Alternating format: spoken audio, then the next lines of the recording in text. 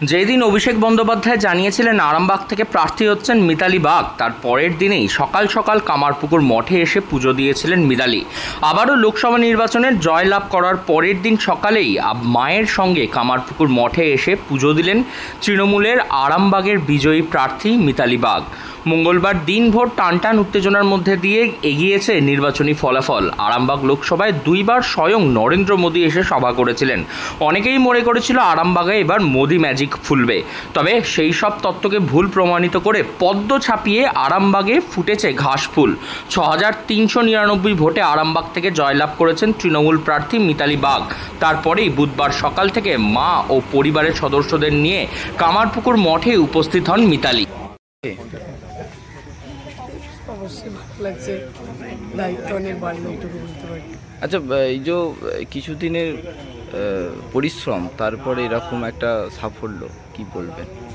দেখুন, আমাদের মেয়েদের বিশেষ করে সূর্য ওঠা থেকে সূর্য ডোবা পর্যন্ত প্রতিনিয়তই পরিশ্রম করতে হয়।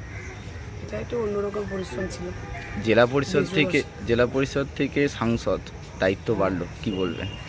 আমি কৃতজ্ঞ মাননীয় মুখ্যমন্ত্রী মমতা বন্দ্যোপাধ্যায়ের কাছে, আমি কৃতজ্ঞ সর্বভারতীয় সাধারণ সম্পাদক অভিষেক বন্দ্যোপাধ্যায়ের কাছে, কৃতজ্ঞ আমার তৃণমূল কংগ্রেসের কর্মীবৃন্দের কাছে।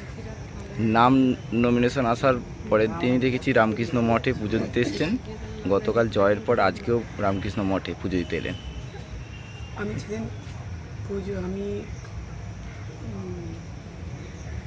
শিবরাত্রির দিন আমি এখানে এসেছিলাম পুজো দিতে। এখান থেকে অভিষেক বন্দ্যোপাধ্যায় অফিস থেকে নিয়ে গেছিলাম এই জায়গাটা থেকে। সেদিন আমি এখানেই ছিলাম। তো কোথাও একটা আধ্যাত্মিক বুধবার সকালেই ঠাকুর রামকৃষ্ণের চরণে ফল অর্পণ করে পুজো দেন মিতালি বাগ। তিনি জানান, শিবরাত্রির দিন কামারপুকুর মঠে উপস্থিত থাকার সময় অভিষেক বন্দ্যোপাধ্যায় ওনাকে ডেকেছিলেন। তাকে প্রার্থী করা হবে সেটা জানানো হয়েছিল, তাই ওনার সাথে কামারপুকুর মঠের প্রতি একটা আধ্যাত্মিক যোগাযোগ আছে বলে তিনি মনে করেন।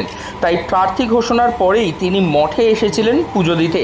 আবারও জয়লাভ করার পরে তিনি আবারও কামারপুকুর মঠে এলেন সপরিবারে পুজো দিতে, এমনটাই জানিয়েছেন তিনি আরও বলেন যে ঠাকুর রামকৃষ্ণর সঙ্গে তাদের এলাকার যে এক আধ্যাত্মিক যোগ আছে, শুধু তাই নয়, সেখানকার মানুষজনের ভক্তি শ্রদ্ধা সবটাই সেই মঠের প্রতি রয়েছে।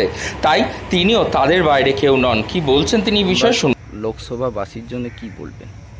আরামবাগ লোকসভাবাসীকে আমার আন্তরিক সবুজ অভিনন্দন। প্রত্যেককে আমার আন্তরিক যেভাবে আমার পাশে থেকেছেন, যেভাবে সাথে থেকেছেন, আগামী দিনেও যেন এইভাবেই আমার পাশে থাকেন, আমার সাথে। কি কাজ হবে প্রথম?